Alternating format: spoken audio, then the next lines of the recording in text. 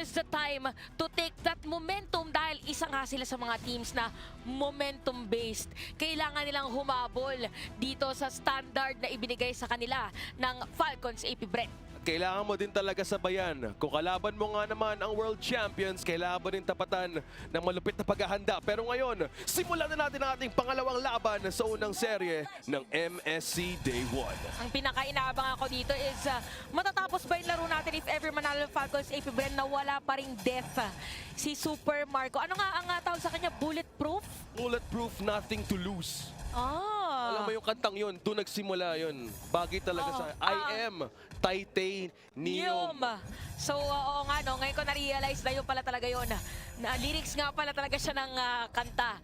So, ito, ang lyric ko ngayon ng kanta ng Falcon AP Brent ay, sige lang, sandal ka lang. At huwag mong pipigilan. Kasi nga lang napigilan dito si View, kaya naman siya mga first blood dito na XYG. Ito na yung sinasabi natin ngayon na baka natansya na rin ng XYG yung kanilang kalaban. At naging maganda nga kasi sila ngayon yung nagbibigay ng play. Kanina parang nagre-react sila eh. Yeah, speaking of play na ginawa ng XYG, hold that may knock up. May knock-up nga talaga dito para sa ating laban. Figure out para kay Flap TZ. Pero dumating na si Clem VJ. Pero Cyclone ay medyo magpapalit dito na target. Kyle TZ dito ang kanilang gustong kuhanin. At mapapatay pa nga. Dalawang TZ ang nakuha dito sa ating laro. What an aggressive start for XYG. So simulan doon sa pagkuha nila kay Few, mainly lacking vision. Kukunin ba nila si Ogan? Hindi. Grak yan eh. Oh, parang iba ngayon ng iba ang timpla ng XYG. Sabi na, okay, tansyain natin sa game number 1. Game number 2, doon natin ipakita yung aggressive side ng XYG at parang kabisado talaga ni The King, KLVJ ang Arlot. Ibang klase ding role adjustment na dati from the jungle ngayon ng EXP lane. Glad that you mentioned the aggressive side of XYG. This team is mostly known for a counter pick mismo din sa draft. Now for their start of the game na pwede nila makuha ang chance against Falcons AP Brent ay simula ng ganitong momentum. Pero Super Marco against Long, almost half HP ang nakuha doon. But looking at the in-game equipment, Dreadnought Armor, but Kyle TZ, Laban sa... nag-figure out si Gadyang doon Oh, parang sabi niya, out muna tayo para delikado yata na ipilit. Pero ito na yung turtle na sinisimula ng XYG. Nandito si Kiela and the rest of the players kaya naman makukuha dito ni Zed. May flicker out para kay Ogwen.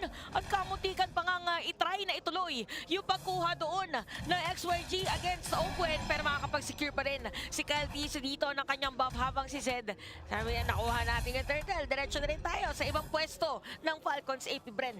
Grabing ginawa doon ng XYG, no? Kung bagbabasihan natin ang pinag-usapan ng ating panel, having this Akai on the priority, looking back on how the process went for XYG, pag nakuha ni Zed yung mga ganitong klaseng heroes, siya kasi tinuguri ang reliable zone type jungler eh. So sanay siya sa mga Akai? Kaya yung tipong pinapaalis mo yung kalaban mo bago ka makaretry. Parang kahit parang Fred din, consider din yun, no? Or talagang more on may crowd control din? Yes. Okay. So, kaya naman pala naging aggressive dito ang side ng XYG. Kitang-kita yun, OSX, kasi medyo lamang din ng very little. Very little lang dito against the gold of Kyle TZ. So ang maganda lang ginagawa dito, no? Speaking of Kyle TZ, kung titingnan namin natin yung mismong mid lane si Few, medyo nahihirapan nga din siya sumilip dun sa bush dahil sa ginagawang zoning ni Gadyang dahil sa vision na binibigay sa XYG. Dito pa lang, nagamit na nga ang battle mirror image ni Claude Super Marco, pinipressure out pero mukhang merong pagsuporta gagawin si Few. Suportang tunay papakita dito ng kanilang El Capitan. Kaso yung nga lang masisiraan pa dito ng plato ng Outer Third Energy Shield si Super Marco. So siya naman ngayon ang inaaurahan dito ng XYG para sa ating laro. So things are a bit slow para sa Falcons AP Brent, but definitely sa XYG, they mean business here, OSX. Business talaga. Dahil kung titignan mo din yung gold lead dito, slowly building a difference. At ito yung gusto nila. Looking back on the playstyle and identity of XYG, kailangan talaga magkaroon ng space si Long. Comparing to game number 1 na hindi din naging madali yung kanilang laning against a Roger. Pero for this time around na si Long ay madaming nakuha ang information galing kay Gadyang at mismo din kay Zed. Madaming space na pwedeng ikaw na kaya na i-maintain yung laning niya ngayon. And speaking of laning, sa ibang linya muna, pupunta dito ang ating mga teams. Ginamit yung wild charge si Gadyang ang target nila. Ginamit dito ni KLBJ yung kayong final slash pero walang tatamaan sa moment na yon. Yung turtle ay hindi pa rin nakukuha at itutuloy pa rin dito ng ating dalawang kupunan. Sino nga ba talaga makakakuha para dito sa ating laban. Ginamit ay heavy spin. KLBJ sa dinami-dami ng players na makakakuha noon at hindi pa tapos ang ating team fight. Dediretsuhin pa rin si Flapteasy ay may makukuhang isa. Pero itutuloy dito na XYG. Kailangan umalis ni Super Marco habang nagbe-blazing duet. Napagandang knock-up dito para sa Falcon Safety Bren. Kaya naman si God yung mamapatay. Pero nga napibawayan lang din para dito sa ating mga players. Double kill na para kay Kyle TZ at si KLBJ na iwan pa. XYG napipilitan ngayon na umatras si The King. KLBJ! Kyle TZ with the killing spree. At doon natin nakita ang pagbawi ng Pilipinas, Kyle TZ, maintaining that position na hindi lang talaga iiwanan yung ganong klaseng pwesto. Alam nila na low HP yung XYG. Doon pa lang, babalikan natin mismo sa replay. Ang dami nang nababad na HF nakuha sa Pilipinas, pero ngayon si Flapteasy nakakuha ng magandang kill. Yung napagkakuha nila mismo kay Gadyang, doon na nagkaroon ng problema ang XYG. Wala nang pang-counter. Hinaragan dito slowly si KLBJ gamit ang mismong wall. So dito pa lang hindi na makarespond si Y1 dahil wala rin siyang mana at mismo din si KLTZ an open kill na makabawi sa mismong pagkukulang nila in the early stage of the game. Pero mabilis yata ang bawi dito ng XYG kahit nakapag-purify dito si Pew ay nabigyan pa rin. So that is in front of 3 players dito na Falcon Safety Bren. Si KLBJ ay nandito na rin at XYG ngayon mukhang objectives naman ang kanilang gustong kuhanin para dito sa ating laban. Pero medyo dikit. Oy, wait lang, medyo dikit pala dito sa may middle lane. Merong setup lane na gagawin dito sa side ng XYG. Kaya naman si Ogwen ang kanilang makukuha rin ng Torre dito sa may batang gitna. Mapipilita umatras dito tatong players ng Falcon Safety Bren at masisira na nga talaga nila. What an adjustment for XYG, getting the 2 main objectives. Kilala din to si Zed as one of the possible best constantly winning retry battle sa mismong region nila, Ate Chantel. Mataas yung percentage. Kung dito pala nakita mo, medyo na-outplay siya kanina doon. But KLBJ on how he wanted to zone out Falcon's AP. Pero nahirapan din si KLTZ pumasok. Medyo counter ko yung ginagawa nila. Parang counter nga yata talaga. Pero parang makakagawa dito na magandang play is gonna be XYG na magandang heavy spin sa mapa ng Final Slash. Luminum Blast wala natatamaan pero patay na si Flapteasy nung moment na yon. So ngayon Falcon's AP Bren, ang ginagawa nila ay medyo umaalis at binibigyan ng space dito si Super Marco na makapag-push ng Torre doon sa may bandang ibaba. Pero turtle pa lang, nasira na nga ng XYG dito yung Torre sa may bandang gitna. And at the same time, mukhang hindi pa rin din sila makakasilip dito doon sa turtle na ginagawa ng kalaban nila. Si Owen dito mapipilitan na umalis gamit ang wild charge. May Spear of Destruction. Hindi mo na kumonek, finorce out at zinonot lang talaga ni Lung. At nakikita natin yung respeto ng Falcons AP Bren. Looking at that play na ginawa ni KLVJ. Grabe yung Arlot ngayon talaga. With no changes sa Final Slash. Yung overall sustain, it still remains a powerful pick. At nasa kamay ito ni KLVJ. Making that plays, merong steel-like plays at meron din itong Thunderbelt. Oo nga eh. Tsaka ito makikita natin Actually, mamaya na lang yun. Uy, pero nakatakas dito si Super Marco. Pero tatlong players dito pwede pumunta sa kanya. Makakatakas ba? Pero nandito na ang mga kakampi niya. Nilagyan pa ng pader pero parang delikado yata na ituloy pa. Killing spree na para kay The King. KLVJ! At dito natin nakita ang Falcons AP Bren na hindi mo nalalaban sa nasimulang momentum ng XYG. Going back on this team na momentum-based ang kanilang naging sitwasyon and how they want to create their playstyle heading into MSC. Ito yung gusto nilang labanan, Ate Chantel. Medyo yung Falcons AP Bren nahihinay on how to even approach the front line kung paano nga ba uunahan ng XYG.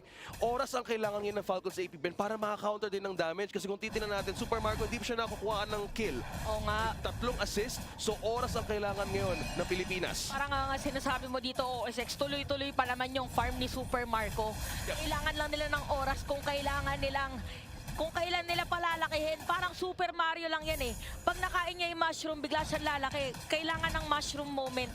Ng Falcons AP Bren. Ng Falcons AP Bren. Pero ito kailangan din lang bantayan kung kailan ginagamit dito ni Godyang yung kanyang reflection bulwark dahil nagbago na nga ang second skill ng isang Lolita. Kaya medyo naka-counter din minsan yung supposedly na skills dito ng isang Louis.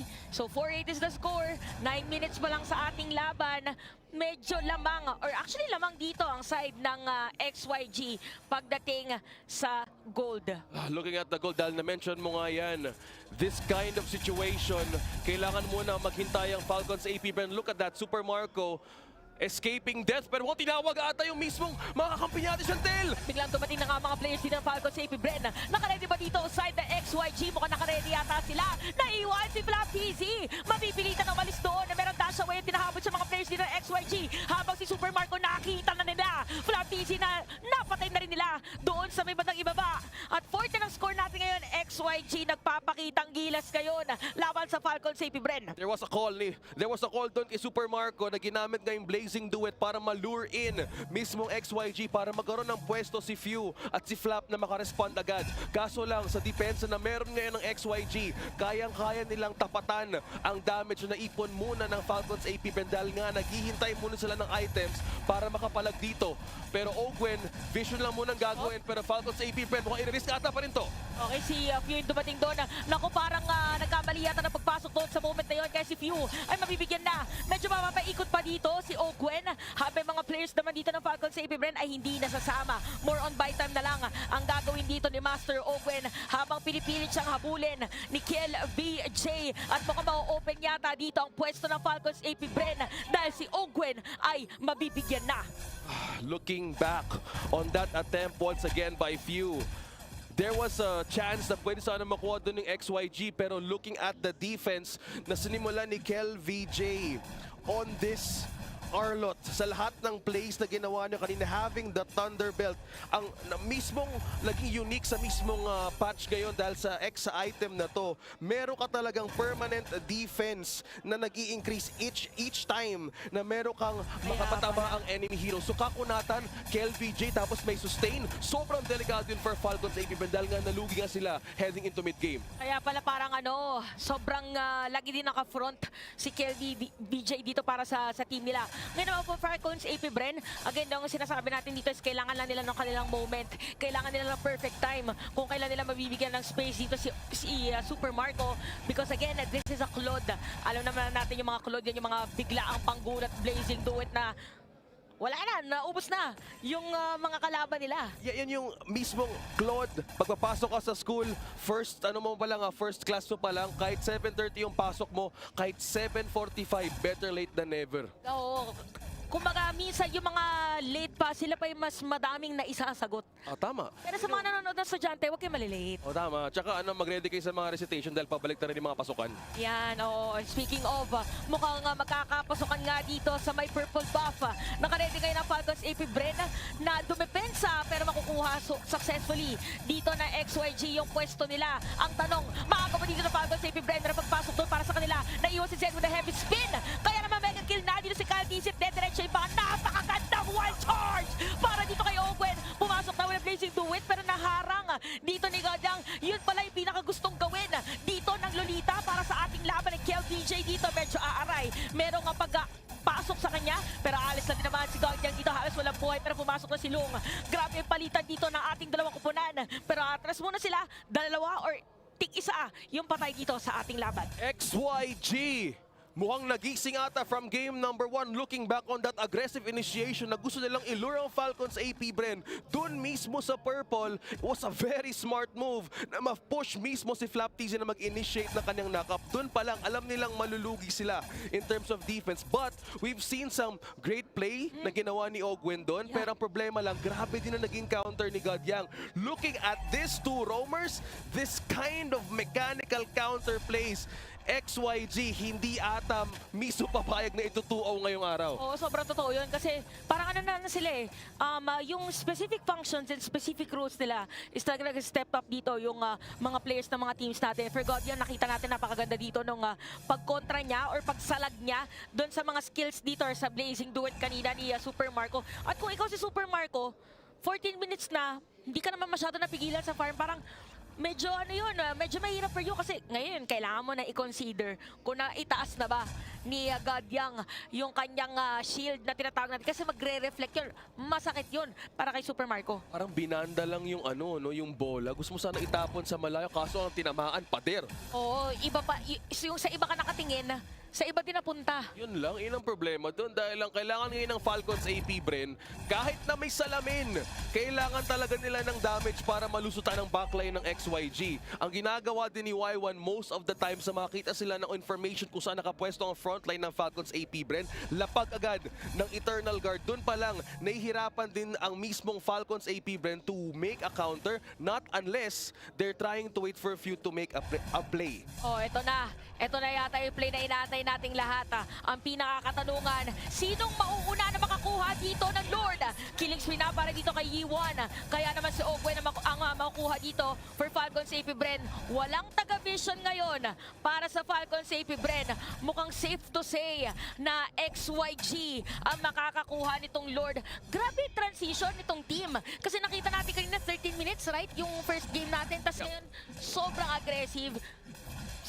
Dominating din sila at makukuha nila yung objective na gusto nila i-secure against Falcons AP, Bren. Dito pa lang talaga natin nakita ng XYG coming from that loss in game number 1. Ito yung gusto nila, momentum-based.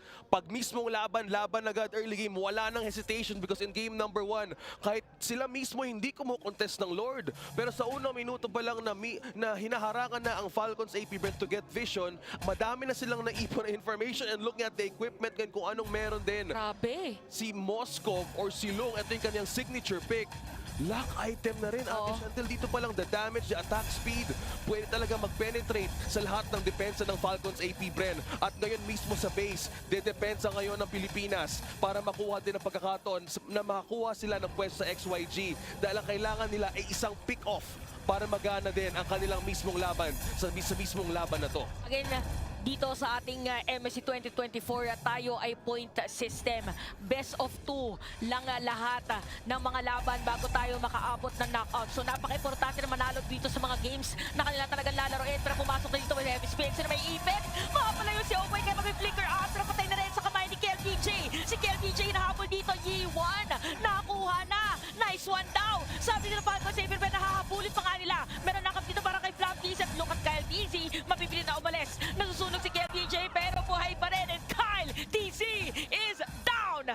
Kadyang with the defense. Walang nakalusot na penetrate nga doon ang backline ng XYG. But looking at the projectiles sa binigay ng Falcons AP, Brent, tinaas lang niya mismo yung shield niya para depensahan lahat sa XYG doon. Grabe yung XYG talaga.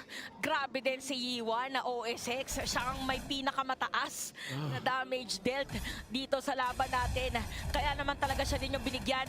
Okay, by the way, nagamit na yung Luminum Blast dito sa ating laban. Ginamit na rin yung heavy spin, pati yung wild charge ni Ogwen. Pumasok sa Super Marco na Blazing Duet. Ito na mga comeback na inaantay ng Falcons AP, Brent. Mawawalan ng immortality si Long. Patay din sa kamay dito ni Kapitan. At dediretso pa nga yata KelBJ.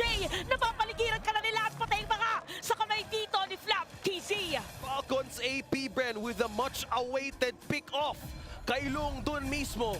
Kahit sa nag-iisang inhibitor turret, kinailangan lang nila ng oras. Going back to this replay, the attempt na immortality pop dito na nanggaling kay Long. But that few, na-connect niya kaagad mismo yung skill 1 and skill 2 na hindi na nakaiwas si Long na mahigop siya sa mismong posisyon na inalisan niya. Grabe, parang nga silong nito. Wala na akong magagawa. Nandito na silang lahat. And napakaganda OSX. Nakita natin din sa replay na nawala ng immortality si Super Marco. Sumakto pa nung moment na yun kaya napakatapang lang din nila. Dito na makikita ngayon na naman ang puso ng kampyon ng isang atletang Pinoy dahil biglang hinabol ng Falcons AP, Bren, yung kalamangan at nabaliktad pa nga against XYG. Falcons AP, Bren, 2-time World Championship titles. A master of their own roles na isang comeback from a huge deficit ay nagawa pa rin dahan-dahan ng Falcons AP, Bren. Ngayon magiging crucial to sa dalawang kupunan. Pero may mukhang may call ngayon, ha? Si Few. Okay, sa taas. Sa taas. Ito. Ay, nakita natin to. Tsaka nakita din siya dito ng mga players ng XYG kasi nag-clear siya ng minion wave or nag-hit siya ng minion ng moment na yun. Usually pag mga ganun guys, sa mga hindi nakakaalam, nakikita po kayo pa nag-hit kayo ng minion ng kalaban. Yeah. Pero wait lang, parang meron ng hit na gagawin dito ang mga players ng side ng Falcons AP, Bren. Sabay bandang Genki, umikot na dito si Zed. Si Ogwen, merong immortality, tutuloy pa nga dito ng mga players ng XYG. Aray si KelBJ, aray ko po. Napakasakit ng damage, pero with of nature para kay Lo, pero pumasok siya dito sa pwesto ng Falcons AP, Bren.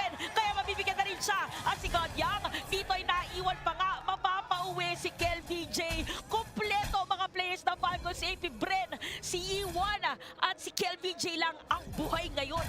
Ito na nga ang pagbawi ng api. Falcons AP, Bren. Ang ganda ng pagka-zone out na ginawa nila doon for XYG. Nahuli doon ulit si Long, si Gadyang, even si Zed. Alam nila kung ano yung mismong depensa na ginagawa nila. Pero final slash kay Kel VJ. Susubok ang depensa ng base. Di yata papayag OSX dito ang side ng XYG na basta-basta lang matatapos yung laban, pero sabi ng Falcons AP, Bren, kaya-kaya naman. Ginamit dito yung Winter Crown pero hindi sapat para kay Kel VJ at si E1 is the last one to defend para dito sa XYG at nakikita na natin na kumakatok ang Falcons AP, Bren, dahil sa ating unang laban. Lakas ng Pinas ang makikita natin.